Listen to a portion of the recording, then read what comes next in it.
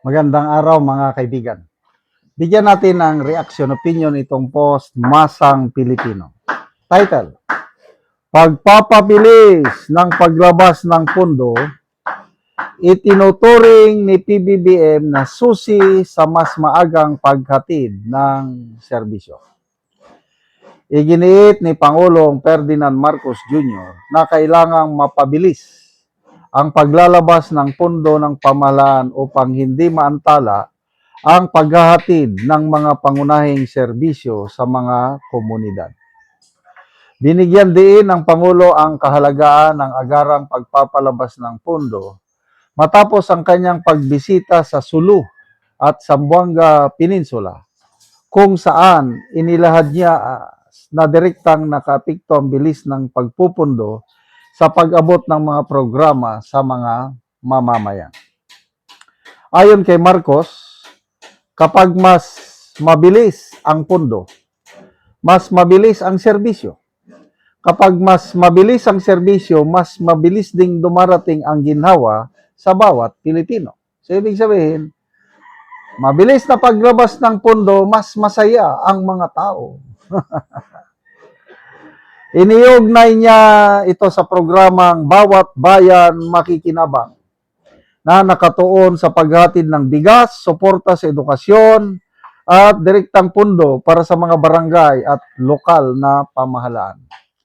Sa pamamagitan ng naturang programa, inaasahang mapapabilis ang implementasyon ng mga tulong at serbisyong inilaan ng pamahalaan sa iba't ibang bahagi ng bansa.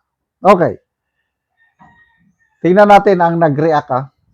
Kasi dito natin makikita yung pulso ng taong bayan. Naniniwala pa ba sila sa sinasabi ng Pangulo? Makikita nyo sa laugh and angry emoji, wala na yan. Hindi na pinapiniwala ng Pangulo. Kailan kong like at saka nag-love, wow, ayos ka pa, Mr. President. 74,000 ang nag-react. 56,000 ang tumatawa. 14,000 ang galit. So that's 70,000. 2,500 lang ang nag-like sa kanya. Percentage, nasa 95% sa netizens. Wala na. Hindi na pinapaniwalaan ang mga sinasabi ng ating Pangulo. Kawawa naman siya. Okay. Malala ko pag-release ng pundo, no? Noong 2024, nagkaroon ng matinding El Nino. Mga 6 months, 6 to 7 months. Nakabakasyon kami by that time sa US, kami mag-asawa. So, ang mga Talandig tribe na tinutulungan natin, pilitan tayo, nagbigay ng suporta. Pagkain lang, bigas. Nasirang mga pananim. Okay. Dahil ninyo, nagpunta doon ang taga-gobyerno, taga-Department of Agriculture. Sinorbi ngayon yung mga farmers na naapektuhan. That was 2024, mga May, April or May. After 1 year, more than 1 year, 2025 na, nakabalik na kami sa Pilipinas. Yung isang Talandig tribe nagpapaalam, Sir, pwede ba magpunta kami sa bayan ng Talakag? Bukidnon. Anong gagawin nyo? Kunin namin, sir, yung isang sakong fertilizer na tulong ng gobyerno para sa amin na nabiktima ng El Nino. Tingnan nyo, nagka-El Nino ng 2024. I think natapos yung El Nino bandang August na or September. Dumating yung tulong mga August or September, after 1 year na dumating. Ang problema, isang sako lang ang kukuning abono, ang mga tao sa tribal village ng Talandig, kailangan pang gagastos, pinakamababa, 500 pesos dahil pakyawin nila yung motor o yung bao-bao o tricycle. Sabi ko, huwag na kayong pumunta. Gagastos pa kayo. Kasi ang worth ng isang sakong abono kung yun mga noon hindi pa tumaas ang ano, nasa 900 pesos.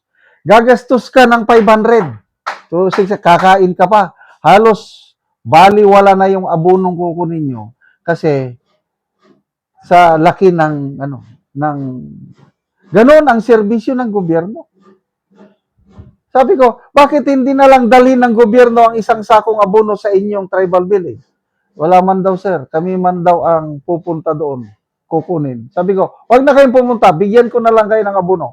O yun, hindi pumunta ang mga tribal people. Kasi nga, that is how government works.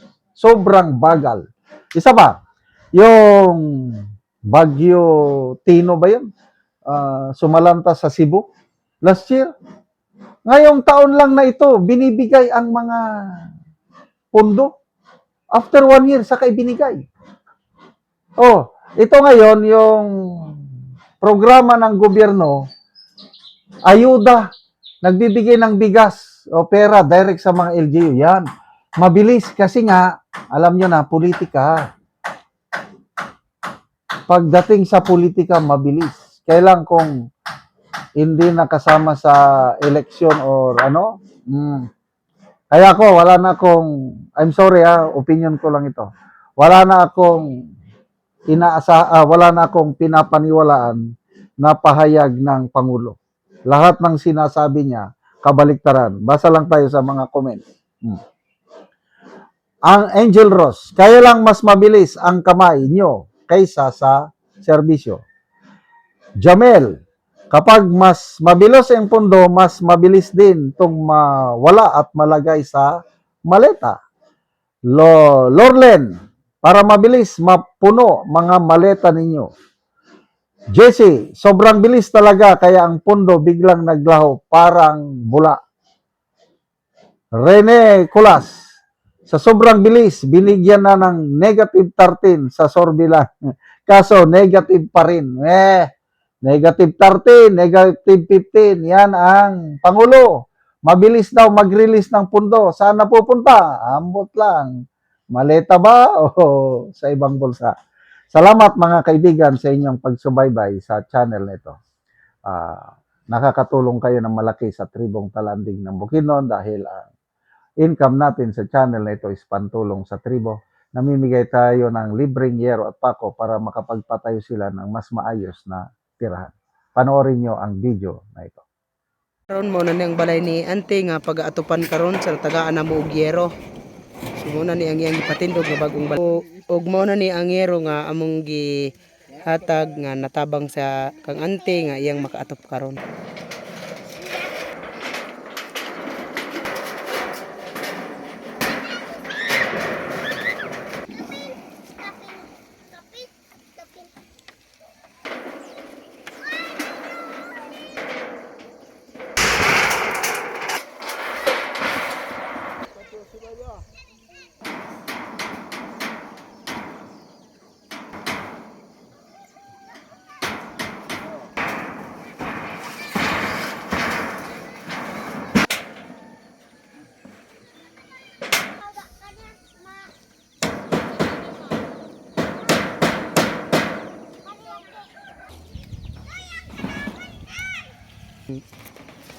O karon human na gyud sa pag-atop ang ginatabang nga yero. So makita gyud nato nga nakaatop na gyud si Auntie ang bagong balay. Salamat sa Ginoo natabangan ko sa sen. Gitabangan ra ko sa akong uyuan kay wala man ko ibana. So gitabangan lang ka Auntie sa pag-atop. Oo. So ang pagpatindog ani Auntie sa imong balay, gitabangan ra gyapon ka. Oo, so Salamat sa akong sen nga gitabangan ko sa akong uyuan nga nakabalay gid ko. Salamat sa nagtabang sa sen. oo, so wala kay balay di Auntie. Sa wala ko'y balay. Oo, so nakigpuyo lang ka Auntie sa ilaha sa imong uyuan.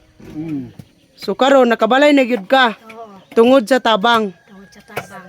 Salamat sa Ginoo kung wala pa ni tabang wa pa gid ko di pa ko makabalay. Oo, so pila ka buok imong anak Auntie? Turo akong anak. Tulo, so ikaw ra nabuhi. So salamat kayo ante.